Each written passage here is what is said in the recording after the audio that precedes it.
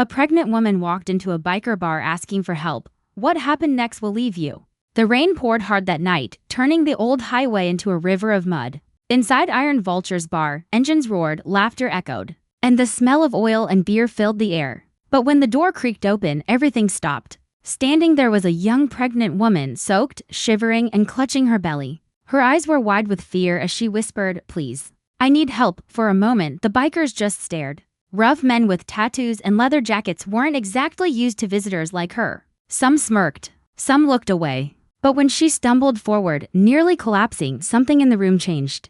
The leader, a giant man with scars on his face, stood up slowly and asked, "Who did this to you?"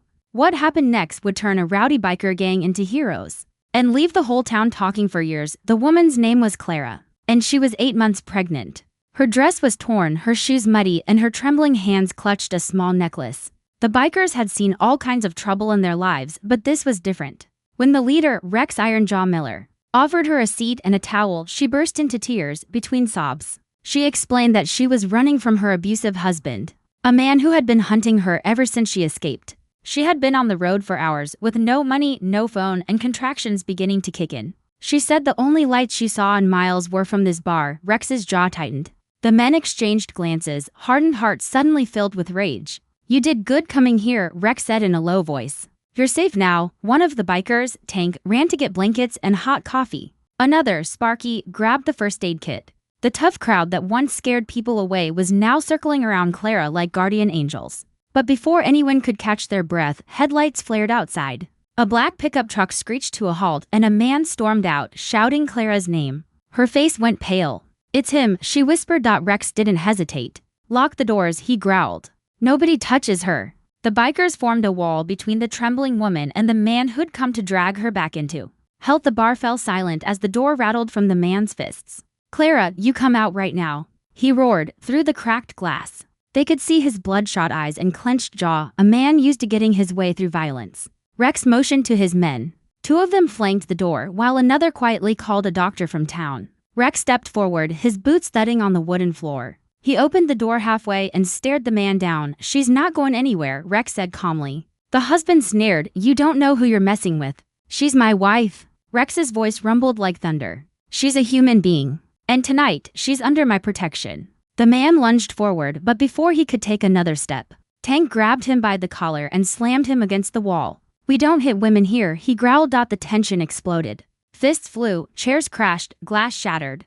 The once rowdy bar turned into a battleground of justice. But the bikers fought not for pride, they fought for her. Within minutes, the man was thrown out. Groaning and beaten. Rex wiped the blood from his knuckles and turned to Clara. "You're safe now," he said softly, but suddenly, Clara gasped and clutched her stomach. Her water broke.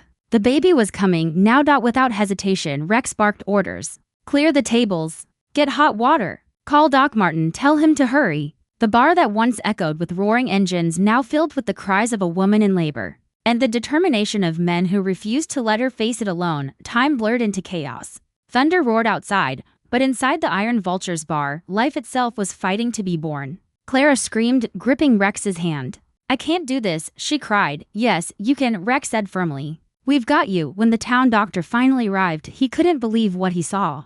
A bar full of bikers helping deliver a baby. They boiled water, tore up shirts for towels, and stood guard at the door in case the abusive husband returned. After an hour that felt like forever, the sound of a baby's cry filled the room. Everyone froze. Clara was crying, laughing, and holding her tiny daughter. Rex exhaled deeply, his eyes glistening. The doctor smiled. "She's healthy." "You both are." A biker handed Clara a leather jacket, saying softly, "Welcome to the family, little one." By morning, word had spread across the town. People came to see the woman and her newborn and the gang who had protected her. For years, the Iron Vultures were seen as outlaws.